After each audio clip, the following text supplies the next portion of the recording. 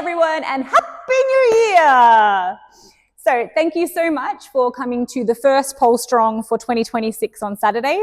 It was so nice to have everyone, and like I was saying, any time of the year is a good time to make a goal.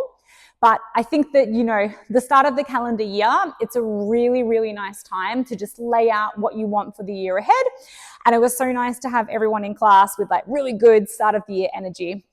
So I just wanted to break down for you in this video what we talked about, because in a class setting, we just want to smash it out in like a couple of minutes about what our goal is, but you might want to take a little bit more time by yourself and mark down what you want to do for the year.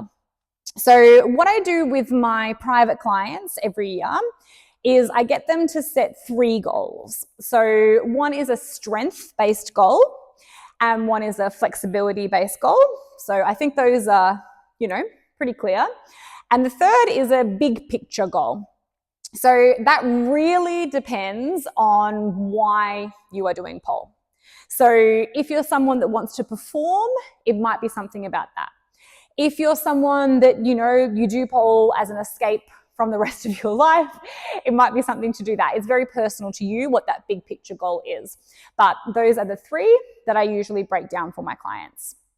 And as we talked about in class, there's a few really important things about goals. One of them is that we make them, yeah? So when I say make them, I mean that we write them down. I think that's a really, really effective tool. So I'm quite old school. I still like to, get a little book, write down my goal. Obviously, you can do it in your notes. And if you feel comfortable, as thank you all were to do on Saturday, it's really good to say it out loud. So if you're working with me, let me know. If you have friends that pole, let them know your goal.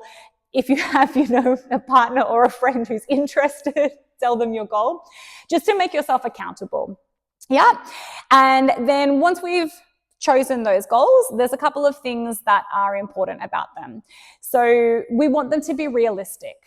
So if you're someone that, you're at an intermediate level of pole and you can't yet do an extended butterfly, which is totally normal, it's very unrealistic to say that by the end of the year, I'm going to be doing like phoenixes and aerial handsprings and all this stuff. We need to work to a realistic goal for where we are.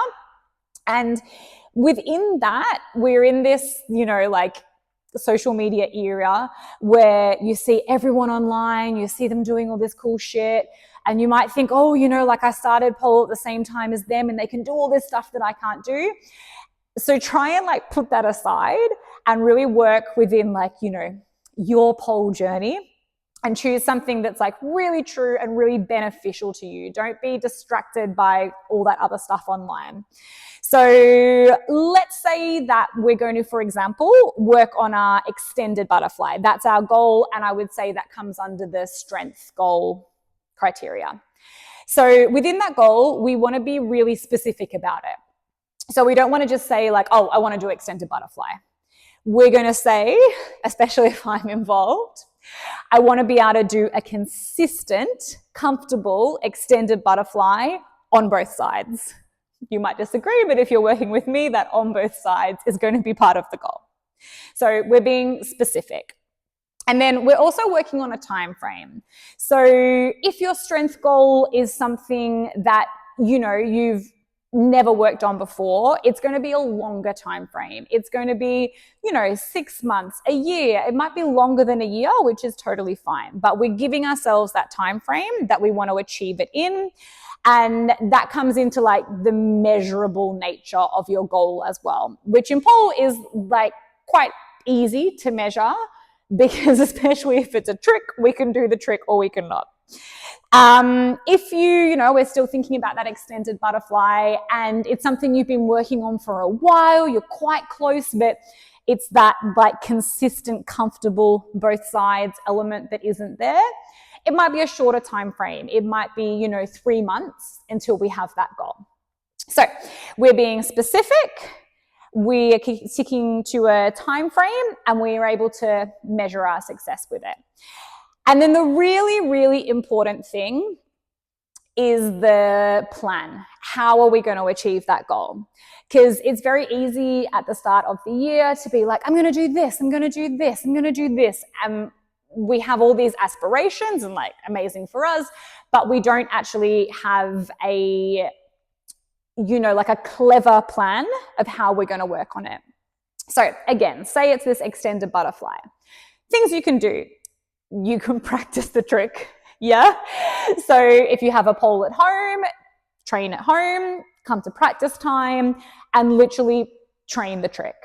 If it's not something you can train by yourself yet, book a private with myself, one of our other instructors, get them to spot you, give them tips, especially if it's a trick you're like not quite sure how to do yet, get them to do that. And then we have, all our supplementary classes. So Pole Strong, which you're going to come to every week, I know. People are doing other training, they're going to Pilates, they're doing weights. So all these things that we build towards and we make our goal happen. We don't just, say that's my goal and we don't actually work on it. All my clients last year that achieved their goals, they're the people that followed the plan. Yeah. And, full disclosure, I had goals last year. Guess what? They didn't happen. It's because I didn't follow my own plan. Yeah. So that is the key to making it happen. So if you have any questions at all about your goals, you have any, need for some inspiration about what you can work on, please reach out to me, let me know. And I'm super excited to see what 2026 holds for all of us. Thank you.